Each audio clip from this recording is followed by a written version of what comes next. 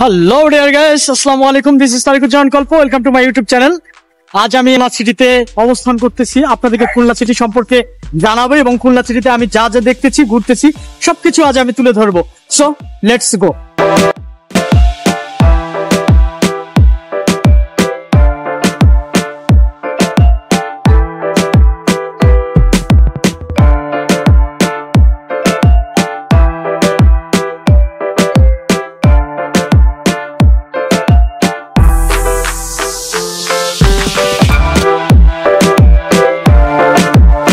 রাত হচ্ছে 12টা। আমি এই মুহূর্তে ভাঙ্গাতে অবস্থান করতেছি, একটি তেলের পাম্পে।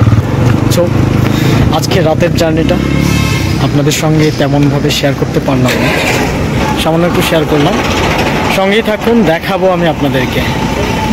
ফাইনালি এসে পৌঁছলাম খুলনা 0 পয়েন্ট থেকে নেমে আমি রিক্সা করে যাচ্ছি। রাতের নিস্তব্ধ শহরটার একটু দৃশ্য দেখানোর ট্রাই করতেছি। সেই ঢাকা থেকে আসা রাতের জার্নিটা একটি অন্যরকম জার্নি ছিল আজ। পরিকল্পনা ছাড়াই হুট করে বেরিয়ে পড়া, ট্রাভেলিং করা, নতুন কিছু জায়গা ঘুরে দেখা, এটা আমার বড় একটা দুর্বলতা। অলরেডি কাঙ্ক্ষিত শহরে এসে পৌঁছে গেলাম রিক্সা করে, রাতের সৌন্দর্যটা উপভোগ করলাম। গুড মর্নিং, আসসালামু আলাইকুম dear guys, this is Tarikuzzaman Kalpa. Welcome to my YouTube channel. Tired ছিলাম, এসে ঘুমিয়ে পড়েছি। সো এখন আমি বের হচ্ছি এবং আপনাদেরকে আজকে সাথে নিয়ে ঘুরবো। আজ আমি নতুন আরেকটি ব্লগ শুরু করতে যাচ্ছি। সঙ্গেই থাকুন, দেখতেই থাকুন। আমি যেভাবে ঘুরতেছি সবকিছু আজ তুলে ধরবো। ডিয়ার গাইস, আমার অলরেডি সবকিছু কমপ্লিট, এখন আমি বেরিয়ে পড়বো। ওকে, সো সঙ্গেই থাকুন, দেখতেই থাকুন। চললাম।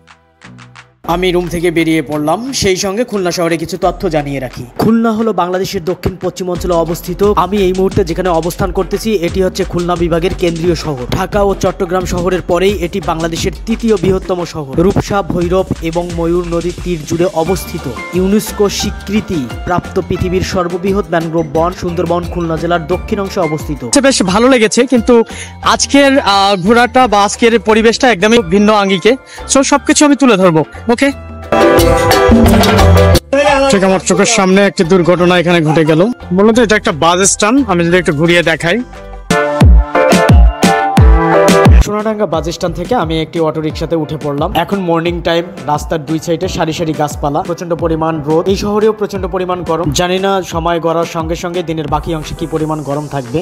আমি চোখ মিলে তাকিয়ে আছি, আমার ভীষণ ভালো লাগতেছে। এই শহরের সৌন্দর্যের প্রতি আমি আবারও প্রেমে পড়ে গেলাম, অনুভব করতেছি। খুলনা সিটিতে ঘুরে দেখার মতো আশেপাশে বিশেষ কিছু দর্শনীয় স্থান আছে। আমি চেষ্টা করব সেই সমস্ত দর্শনীয় স্থানগুলো আজকে ভ্রমণ করার জন্য। যে রাস্তাঘাটের আশপাশে কোনো ধরনের ময়লা নেই, অনেক সুন্দর এবং সুশৃঙ্খল, তেমনটা যানজট নেই অন্যান্য সিটিগুলোর মতো। যদিও বা বেলা গড়ার সঙ্গে সঙ্গে একটু বেড়ে যেতে পারে, এটা খুব স্বাভাবিক, কিন্তু সেই তুলনায় অত্যন্ত কম। এই পরিবেশটা আমার কাছে খুবই ভালো লেগেছে। এই ব্যাপারগুলো আমাকে বিশেষ করে আকৃষ্ট করতেছে এবং খুব ভালো লাগতেছে। খুলনা শহরের দুই সাইডে তাকাতে তাকাতেই অলরেডি আমি শিববাড়ি মোড়ে চলে এসেছি। আর শিববাড়ি মোড় থেকে খুব কাছেই হচ্ছে খুলনা রেল স্টেশন, সেটা আজকে ঘুরিয়ে দেখাবো এবং নিজে দেখবো।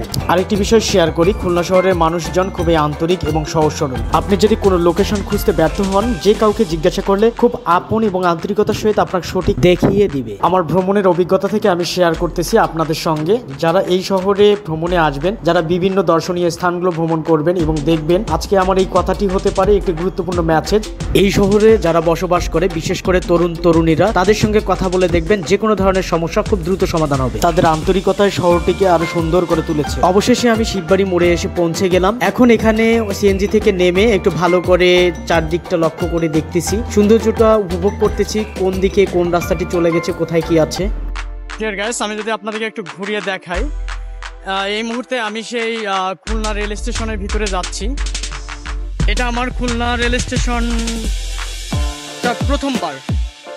বেশ কিছু টিউটোরিয়াল দেখেছিলাম, বেশ কিছু টিউটোরিয়ালের মধ্যে দেখেছি যে খুলনার যে রেল স্টেশনটা আছে এটা অনেক সুন্দর। সো এটা আমার প্রথমবার।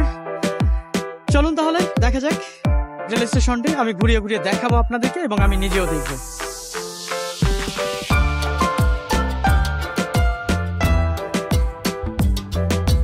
পরিবেশটা আমি একটু দেখানোর ট্রাই করতেছি, বেশ সুন্দর। এবং যতটুকু মনে হচ্ছে আমার, যে সামনে চোখে যে একটা দীর্ঘ স্পেস দেখতে পাচ্ছি প্ল্যাটফর্মে,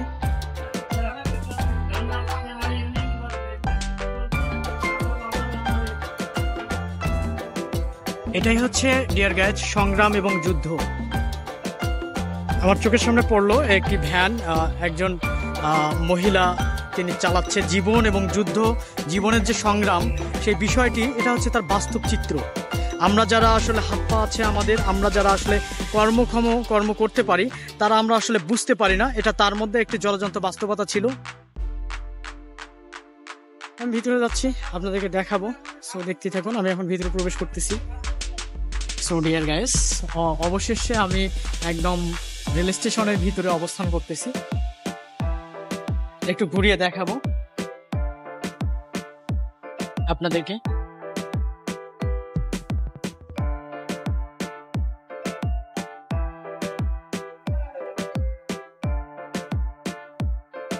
যে স্পেসটিতে আসলে ট্রেন এসে দাঁড়ায়, আমি সেদিকে যাচ্ছি। একটু প্রবেশ করে দেখবো। আসলে আমি নিজের লোভ সামলাতেই পাচ্ছি না, বিকজ মোটামুটি অনেক সুন্দর। দূর থেকে দেখেছি যে অনেক বড় একটি এরিয়া, যার কারণে আমার খুব একটা মনের ভিতর কাজ করতেছিল যে কখন আমি দেখবো বা কখন আমি লক্ষ্য করবো যে এটা আসলে কত সুদীর্ঘ লম্বা হতে পারে। দেখাচ্ছি আপনাদেরকে একটু ঘুরিয়ে ঘুরিয়ে। সো ফাইনালি ডিয়ার গাইস, খুলনায় আসলাম এবং খুলনা রেল স্টেশনটা আমি ভিজিট করতেছি। যদিও বা এখনো হয়তো বা সময় হয়নি ট্রেন আসার, কারণ এখানে ঢাকার থেকে আমি ট্রেন আসে এবং যতটুকু আমি জানি যে কিছু বাইরে থেকেও আসে। সে টাইম হলে অবশ্য দেখতে পারবো। একটু ঘুরিয়ে দেখাই বাইরে, বিশাল স্পেস।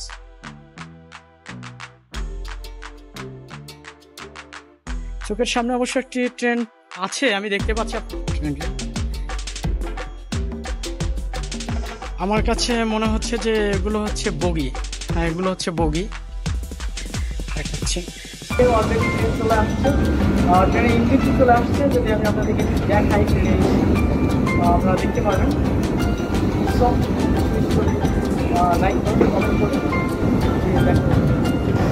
একটি ট্রেনের ইঞ্জিন এসে দাঁড়িয়েছে, আমি যদি একটু দেখাই আপনাদেরকে। ডিয়ার গাইস, এটা হচ্ছে খুলনা রেল স্টেশন। এটা হচ্ছে একদম বলবো যে মর্নিং টাইম। আমি আসলে সকাল সকাল চলে এসেছি। নাস্তা করার পর আমি বের হয়ে পড়েছি। এখনও পর্যন্ত কোনো ট্রেনের সময়সূচি আমি জানতে পাইনি। সো হয়তো আপনাদেরকে জানাতে পারবো যে এখানে কয়টা থেকে কয়টা পর্যন্ত ট্রেন চলে। অলরেডি কিছু দর্শনার্থী যারা যাত্রী আছেন, ভ্রমণ করবেন, তারা অলরেডি চলে আসছে। একটি ইঞ্জিনও আমি দেখতে পাচ্ছি। বেশ দারুণ এবং খোলামেলা একটি জায়গা। অন্যান্য রেল স্টেশনের থেকে পরিবেশটি অনেক মনোরম, যেটা আমার বলতেই হবে।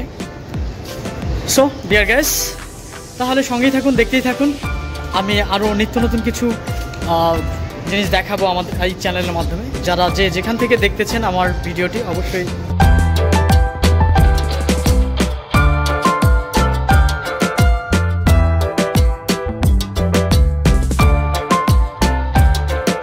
মানুষের অনুভূতিগুলো হয় একদমই ভিন্ন রকম। আমি বিশ্বাস করি জীবন একটাই, যেখানে আমরা সবাই জানি, আপনি আমি, যে আমরা পৃথিবীতে কেউই স্থায়ীভাবে বেঁচে থাকবো না। আমাদেরকে চলে যেতে হবে। জন্ম যখন হয়েছে, মৃত্যু অবশ্যই হবে। কোনো কিছু খুব সহজে হারিয়ে ফেলার থেকে সেই জিনিসটি পাওয়ার জন্য জীবনে যুদ্ধ করে বেঁচে থাকাটাই আমার কাছে মনে হয় যে পৃথিবীর সব থেকে শ্রেষ্ঠতম একটি তৃপ্তি এবং সুখ। সুতরাং এই পৃথিবীতে আমরা যত সেকেন্ড বাঁচবো, তত সেকেন্ড নিজের স্বপ্ন, নিজের ভালো লাগা, নিজের পাওয়া, নিজের আনন্দ, নিজের খুশির জন্য লড়ে বাঁচবো। এই হোক আমাদের অঙ্গীকার। এই ক্ষণিকের পৃথিবীতে আপনি জানেন যে আপনি অল্প কিছু সময় বেঁচে থাকবেন। সো না চাইতে এই পৃথিবীতে মানুষের জীবনে অনাকাঙ্ক্ষিত নানা রকম দুঃখ কষ্ট জর্জরিত হয়ে থাকে। সুতরাং একটি মুহূর্তের জন্য সজ্ঞানে বেঁচে থাকতে হলে কখনোই কষ্টের সঙ্গে নয়, আনন্দের সঙ্গে বাঁচুন।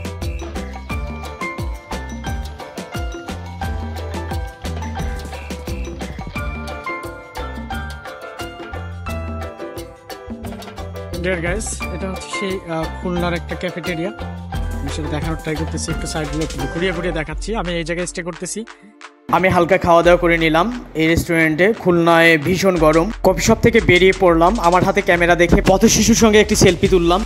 যারা আমাকে দেখেন, যারা আমাকে ফলো করেন, তাদের জন্য দোয়া এবং শুভকামনা রইল। যারা এখনো পর্যন্ত আমার ইউটিউব চ্যানেলটি সাবস্ক্রাইব করেননি, এখনই চ্যানেলটি সাবস্ক্রাইব করুন এবং যারা পেজ থেকে দেখতেছেন আমার পেজটি ফলো দিয়ে পাশে থাকুন। আর ভিডিওগুলি ভালো লাগলে আপনাদের নিকটস্থ বন্ধু-বান্ধবকে দেখার জন্য এখনই ভিডিওটি শেয়ার করুন এবং আপনার মূল্যবান মতামত জানাতে ভুলবেন না। সো ডিয়ার গাইস, আবার কথা হবে নেক্সট টাইম। আজ এ পর্যন্ত। ভালো থাকবেন, সুস্থ থাকবেন। আল্লাহ হাফেজ।